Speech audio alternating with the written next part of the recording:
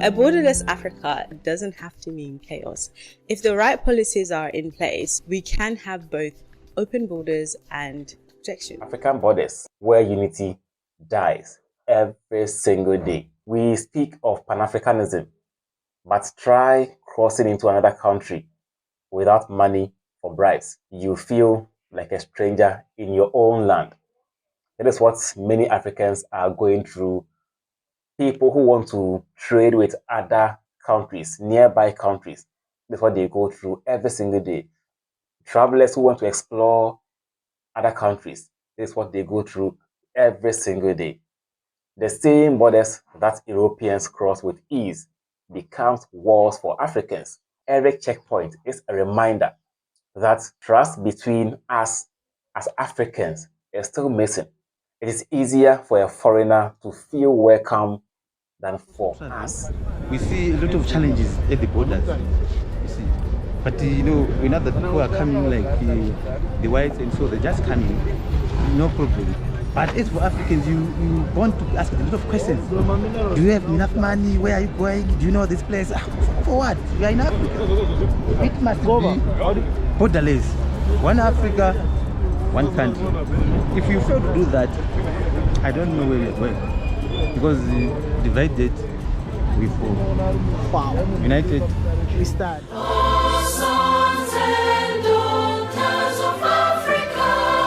I don't see the reason why these leaders they must sit down and try to encourage each other. I don't know what's happening with this leadership. What is it? Can you give me a clue what happens? I don't even know myself. Or African Union, what do they really discuss? Do they discuss about Africa as Africans or what? I don't know. Or they discuss about I've got this fiefdom, I've got what do they really discuss? I don't understand why they fail like to put in line some of them who wayward or just for the sake of these people. Until we see each other as family, our borders will remain walls that divide us. It is so worrying that a Ghanaian can pick his or her phone, write quote-unquote rubbish about Nigerians. They will paint Nigerians black, paint Togolese black, Ivorians black. People that we share borders with, they paint them black. The same way as a Nigerian can also pick his or her phone, go to the internet and type rubbish about any other country, all because we don't see ourselves as brothers and sisters. We see ourselves as enemies. We need to wake up. All this seemingly kind of handcuff things that we are doing business in against ourselves. It's depressing, really. Truly, truly depressing. I mean, look at Europe. Look at Europe.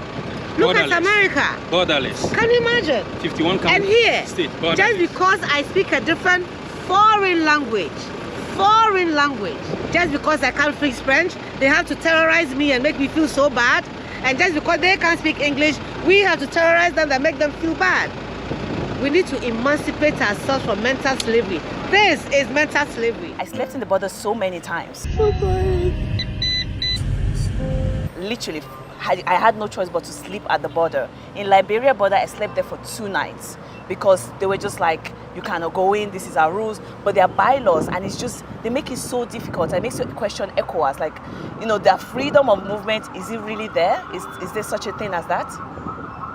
Is it only in Liberia that you face such a problem? Liberia, Senegal, Sierra Leone, even Ghana. What happened in Ghana? We are in Ghana. See, this is the home of Kwame Nkrumah. Yes. He wanted a united Africa. Africa, yes, but that's not the case. But it's a struggle to enter Ghana. That was one of the things I wanted to do. But before I embarked on this, a lot of people say, contact the embassy and things like that. And I'm like, I never have to do that when I'm traveling within Europe. Why must I contact my embassy? Why must I have connects and people before I travel freely? So that is one question that I wanted to ask. Can a black traveler explore Africa without any contact? And the answer is no. No. And the thing is that we do need to talk about these things. Like you made a good fight. In Ivory Coast, I got to the border at 10 a.m. I wasn't allowed to leave till 7 p.m. I had no choice to drive in the dark. That led to almost a fatal accident. But I shouldn't have been on the road at that time anyways. Because of the border delay, it has a ripple effect. People's life are at stake at a point. It's like ridiculous. You had an accident. I did. A really bad one. It's super crazy knowing that stuff like that are happening at our various borders and our various leaders are quiet. These borders were not meant to divide. It was meant to protect and to develop our own. But now we've used these borders as walls to create enemies between us as Africans. So if a Nigerian should travel from Nigeria to any other African country, the moment he mentioned that he is a Nigerian, people start raising eyebrows towards him or her. Why must this be a problem? Our nationality alone is creating issues for us. Right at the border, we met this guy, middle-aged guy from Switzerland, also on a motorbike. And it was easier for him to process his papers at the border than a Ghanaian. And the Swiss guy literally asked me, I saw the frustration you went through. Wow. What was the problem? The Pan-Africanism that we always preach at the African Union, is this what we are experiencing? No. We can do better.